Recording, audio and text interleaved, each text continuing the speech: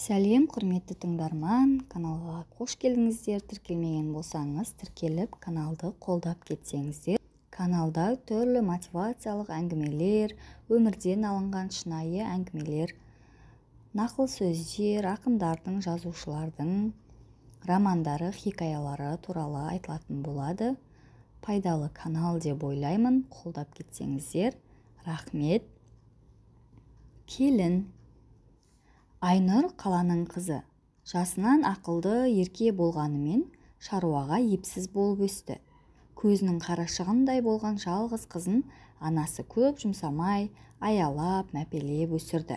Алайда ақылды ана қызының жан дүниесінің жұтаң болмауын бірінші орынға қойып, оны жастайынан кітап оқуға баулыды.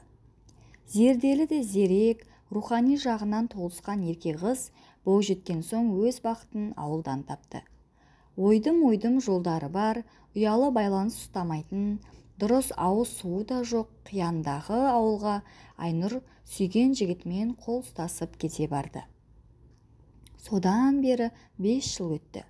Келгелі бері ата-енесінің қабағын аңдып, солардың бабын табудан жалыққан емес. Қолынан көп нәрсе келмейтін ол алғашында бүлдіріп, күйдіріп, жандырып жүріп, бәрін үйреніп алды.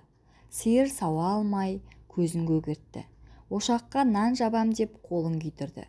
40 тесік қылып еттің нанын жайды. Бірақ Айнұр жасыған жоқ. Қалайда бәрін үйренемін деп алға талпынды. Нәтижесінде аз уақыттың ішінде 5 аспап келін атанды. Қазір ол таңғы 5-те тұрып, 10 сиырды сауып өріске жібереді. Үйге келіп шай қайнатып, су жылытып қояды. Осы аралықта ұйқыдан тұрған ата-енесімен үйленбеген қайнағасына ыстықтай дәмдеп шайын береді. Қариялар шайды ұзақ ішеді. Жазғы күндері ауладағы ошаққа шай қайнатып, шоқтың шайын береді. Сүт тартып, май қаймағын жасайды. Қысы-жазы сиыр сауылатындықтан бұл үйден құрт, ірімшік үзілмейді. Бәрін бітіріп, мектептегі жұмысына жүгіреді. Мұғалім болып жұмыс жасайтын ол мектепте де алғыр ұстаздарының қатарында. Сынаптай сырғыған осы уақыт аралығында 3 баланың анасы атанды. Күнделікті күйбең тірлікпен жүгіріп жүрген күндердің бірінде өзіне ақылшы, қамқор болған енесі айықпас дертке шалдықты. Бір-біріне үйелмеген, сүйелмеген 3 баланың қасына енесі 4-ші бала болып қосылды.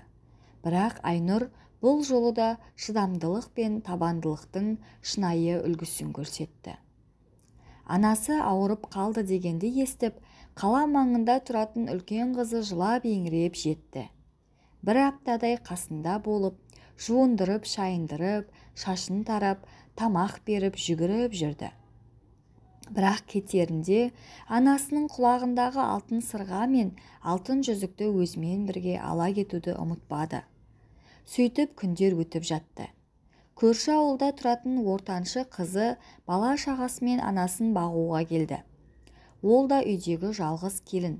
Айнұрға болысқан болып, анасын қарап, жанашырлық танытты. 10 күндей жатқан соң ортаншы қызы да кетерінде анасының қобдишасын ақтарып, алтын күміс әшекейлерінің біразын өзімен алып кетті. Күнде келіп шай ішіп кететін ауылда тұратын кіші қызы да қалған алтын бұйымдарды өзімен алып кетті. Қобдишада жалғыз ғана қызыл көзді алтын сақина қалды. Ертеңгі күні енесіне ас алып келген Айнұр оның теріс қарап бүк түсіп тұншығып жылап жатқанын көрді. Көз жасын тия алмаған кейуана, 3 қызым бар деп мақтанушы едім. Бірақ 3-еуінің сенің қолыңа соғи алмайтынын көріп, қарным ашып тұр. Қыздарымның өресі осыншалық тар бола ма? Мені асты-үстіме түсіп, шын көңілмен баққан сен ғанасың. Бақытты бол. Балаларың да өзің сияқты парасат пайымы биік болып өссін, деп фатихасын береді. Түскі шайға келген кенже қыз шай үстінде анасының қобдишасында қалған жалғыз алтын сақинаны келінге тиесілі екенін, анасын адал бағып жүрген Айнұр екендігін айтып, енді ешкімнің ол сақинаға тиіспеуін сұрады. жүзін төмен салған Айнұр: «Мен апамды алтын үшін бағып жүрген жоқпын. Бұл менің келіндік парызым. Ол кісі әлі жазылып кетеді. Бәрі Алланың қолында. Маған ол кісінің фатихасы да жетеді», деп шай құймақ болып атасының кесесіне қол созған еді.